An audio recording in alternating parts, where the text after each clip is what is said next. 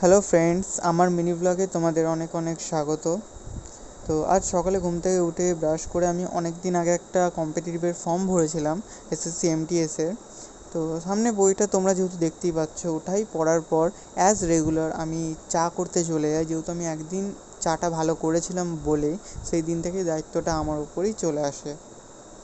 তো তোমরা অবশ্যই কমেন্টে জানিও কি তোমাদের সকালবেলা কী চা হয়। তো চা করার পরই মা আমাকে বলে কি তোকে এক্ষুনি মাসির বাড়ি যেতে হবে।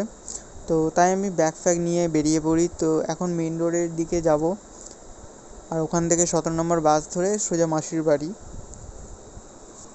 তো ফাইনালি মাসির বাড়ি থেকে ঘুরে এসে এখন দাঁড়িয়ে আছি বাস ধরবো বলে।